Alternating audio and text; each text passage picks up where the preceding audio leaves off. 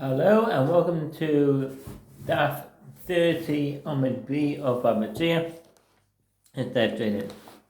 The Gemara suggests, come here, as they send to Shmuel's father halachic inquiry with regard to these oxen which Gentiles steal and castrate. So what does that mean? Seirus, castration. The Torah prohibits the castration of any male animal, and one who does this is liable to receive lashes. With regard to female animals, it is unclear whether rendering them sterile is considered castration. Most sages maintain that this mitzvah, like almost all other mitzvah, was given only to Jews. Rabbi Hidkiah maintains that this prohibition is connected to the 7 no-kai mitzvah. Consequently, Gentiles are also prohibited from castrating animals, and therefore Jews should prevent them from doing so, and should certainly not assist them. Gavin Almai Ganchin is prohibited to instruct the Gentile to castrate the animal of a Jew. If the Gentile took the animal himself and castrated it, this is permitted. And the Jew took artifice to circumvent the halacha, or if a Gentile acquaintance did so for the Jew's benefit, he is penalized by being forced to sell the animal to another Jew. He may sell it to his own adult son, but not to his minor son. Allah is in accordance with the opinion of Shmuel's father, maintains that one may not instruct the Gentile from even a regular prohibition to the Russian. Some claim that it is prohibited for one to sell animals to a Gentile if he knows that the Bible will castrate them. Most citing to suggestion. According to this opinion, the halacha follows Rabbi Hidkiah's ruling that Gentiles are also prohibited from performing castration. Rambam say for Kedusha 16:12 Shulchan Even HaEzer 5:4. Since it is prohibited for Jews to castrate animals, it is sometimes arranged for a Gentile to pretend to steal the animal, the content after castrating it, as it's easier to handle a castrated animal. What is law with regard to this kind of a case of this kind? To understand him, they used artifice. Ha'aroma. Artifice refers to circumventing the halacha in such a manner that one performs an action that involves the avoidance of an obligation, without the overt demonstration that this is his intent. In certain situations, sages were very strict and levied heavy fines on people who employed artifice. In some instances, artifice is permitted in order to avoid more serious halachic difficulties. Therefore, you should use artifice with them and make them sell it as a punishment, so that one is permitted to instruct the Gentile to perform prohibition on one's behalf. Chasima al yidei nachri. It is prohibited to tell a Gentile to muzzle his cow and thresh with it, as one may not instruct the Gentile to perform any action that prohibited to a Jew. Sefer Mishpatim Hilchot Hirat 13:3, Shulchan Aruch Hashem Mitzvah 38:6.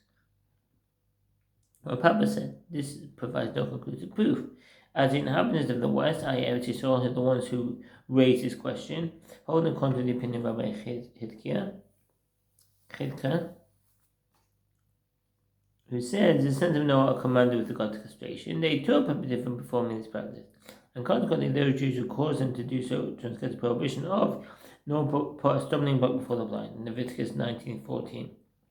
However, thought to say that it is not enough that the owners may not use these animals castrated for them by Gentiles, but they must even sell the animals for slaughter but not for ploughing, so that they would derive no benefit at all from an increase in the value of their property that resulted from transgression. A castrated animal is worth more if it is sold for ploughing, but not if it is sold for slaughter. Abai said to him, it is enough for them that you penalize them by requiring them to sell the animals. With regard to the same issue, the Gemara comments, it is obvious that if one sold the castrated animal to his adult son, the son is considered like another person, i.e. there's no need to sell to a complete stranger. If the buyer was his minor son, what is the halacha? Beno God, Beno Katan, his adult son is minor son. Some commentators claim that the cited fact is not the age of the child, rather any son who eats from his father's table is considered minor for the purposes of the halacha, even if he is an adult. One is permitted to sell such an animal to his son only if the son's finances are separate from those of his father, to the Ritva. Rav Ahai prohibited this, and Rav Ashi permitted this. Merema and Malzutra, and some say that it was a certain pair of unknown pious men who exchanged such oxen with each other. Mechalfei ahadade. It is unlikely that Merema and Malzutra themselves circumvented the halacha, whether the members of their household acted without their knowledge, or the Gentiles who castrated the animals did so without telling them. As pious men, they would have been stringent with themselves to avoid even the suspicion of a transgression, and that's from the Tosfot and the Ritva.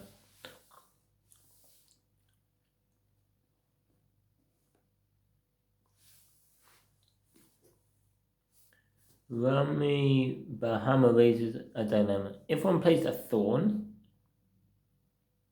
if there was a thorn in an animal's mouth, preventing it from eating the produce it was threshing, or if a lion was crouching nearby and frightening the animal, or if its young was located outside, or if it was thirsty and one did not give it water to drink, or if one spread leather blankets on the threshed produce and the animal cannot eat, all these circumstances are prohibited, but one is not liable to be flogged. The reason for the exemption is that these dilemmas are left unresolved by the Gemara.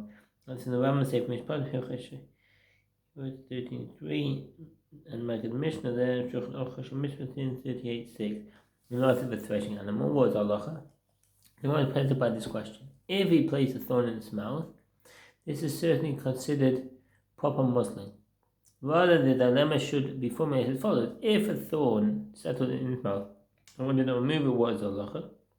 One poses a similar question. If one made a lion crouch over it from outside to frighten the animal and stop it from eating, what is halacha? The Gemara responds as it did before. If he made a lion crouch over it, this is considered proper muzzling. While this lion was crouching over it and did not get rid of it, what is halacha? Similarly, if he placed its young on the outside, so the animal looks toward its young and does not eat, what is halacha? With thirsty for water, what is halacha? If he spread a leather blanket, let's see the Hebrew there. Ketavliya. What's the kavliya? Ketavliya, from the Greek katabole, meaning, among other things, a platform, a base or foundation for it. According to Rashi, the question is whether threshing produce that is under a blanket has the state of threshing for the purpose of this halacha. Some suggest that the reason why the practice might not be prohibited is because an animal that cannot see the produce does not serve as the ritva, when he was threshing, but so that the animal cannot see the food. What is halacha? The Gemara comments, there are at least one of the aforementioned dilemmas as is taught in the Braita. The owner of a cow who lent his animal to thresh the field of another is permitted to starve his cow, so that he will eat plenty of the crop it is threshing, and that a homeowner excuse me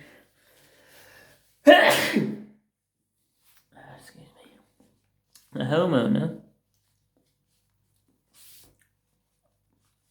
where was I?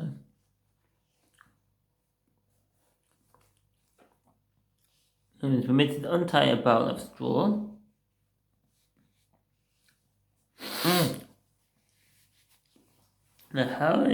if Parosa Pakia Amid. The owner of a cow who lends his animal out for threshing is permitted to starve it, so that it will eat a great deal. Or his client may feed it straw to prevent it from eating the threshed produce. From a Sefer Mishpat, Hilchos Kiwut 13.6, Shulchan Aruch Mishpat 38.9. Before an animal, so that they will not eat plenty of the produce that it is threshing. This is simply spreading a blanket over the produce. The Gemara refutes this comparison. No proof can be brought from here, because there it is different, as it at least gets to eat the produce. What does that mean? The commentators explain that the bundle of straw does not cover the threshed produce entirely, and therefore the animal is occasionally able to eat the crop itself.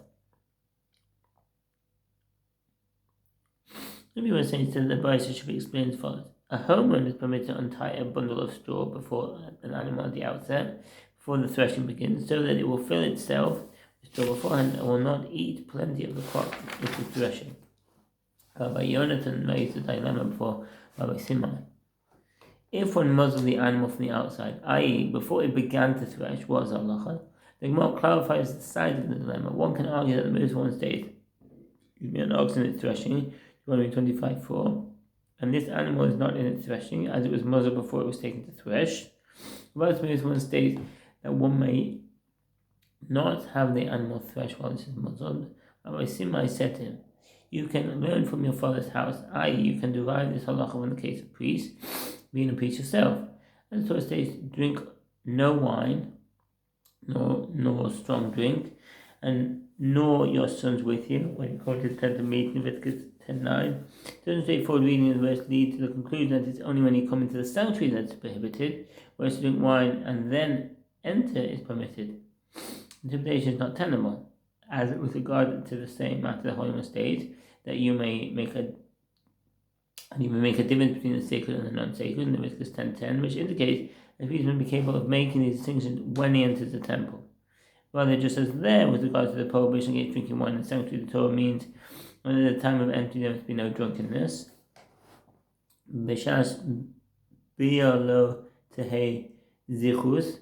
If any priest qualified to perform the temple service drinks wine, it's prohibited for him to enter the sanctuary from the altar inward while still under the wine's influence. And if he does so, he is liable to receive the punishment of death at the hand of heaven. As for Bava Metzia Daf 1:1. Whether the wine was drunk inside or outside the sanctuary, here too, it means that at the time of threshing, there must be no muzzling. Chasima b'shas disha. Whether one muzzled an animal at the time he used it for threshing beforehand, he has violated prohibition against muzzling and is liable to be flogged. That's the Bava Metzia Mishpat, Hiwot 13:2, Shulchan Aruch Mishpat 38:3. Sages taught with regard to one who muzzles a cow that someone else is using for threshing, and similarly one who plowed with animals of diverse kinds, permitted to work a team of animals which are of different species. Deuteronomy 22:10. The violation of this prohibition is punishable by lashes. Together with an ox and a donkey on the same plow, he is exempt, as only one who threshes a muzzled animal and one who leads diverse kinds of animals together are flogged. It is prohibited to perform labor or lead two animals of diverse kind yoked together. If one does so, even by means of his voice alone, he is liable to be flogged. As in the Ram Sefer Zerayim Hilchot Kalayim 9:7, Shulchan Aruch Yodeah 297:11.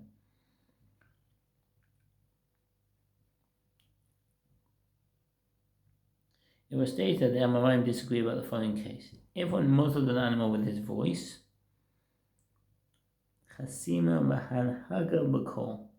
With regard to one who muzzles a threshing animal by use of his voice alone, or leads animals of his kind by his voice, he is liable to receive lashes, as the twisting of his lips is considered an action. The halacha is in accordance with the opinion of Rabbi Yochanan. Bava Metzia Mishpatim, Hiwot 13:2, Shulchan Aruch Yodeah 297:11, and Achot Mishpat 38:3, by berating it whenever it tried to eat. And similarly, if he led diverse kinds of animals together by means of his voice, but when in action, what is halacha? Rabbi Yochanan says he is liable. Rish Lakish says he is exempt. Aveira she'ein bo ma'aseh. The commentaries discuss these two opinions at length, especially that of Rabbi Yochanan. They seek to establish a standard set of principles for transgressions that do and do not involve action, and circumstances in which one is liable to be flogged for these sins. The conditions that must be met for speech is to be considered the performance of an action, including the following. One's voice must cause an action to be committed, and the act performed due to the speech must itself be a full-fledged action, e.g., being two animals of diverse kinds that have been yoked together, which contribute to prohibition itself, says Meiri. Let's differentiate between liability to bring an offering, which applies only to a prohibition that involves an action, as the Torah states, and shall do any one of them, that is 4:2, and liability to receive lashes concerning which this limitation does not apply. And that's in the Ramban,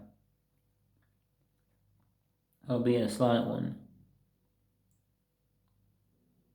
Because he is exempt. The Gemara explains the reason behind their opinions. Rabbi Yochanan says he is liable, and he maintains that the twisting of one's mouth to speak is considered an action. The commentaries point out that there is a difference between speech that involves the twisting of the lips, meant to pronounce the consonants, and making sounds that do not require the use of lips at all, so the Ravid. So, it's apparently possible to rebuke an animal vocally without moving one's lips at all.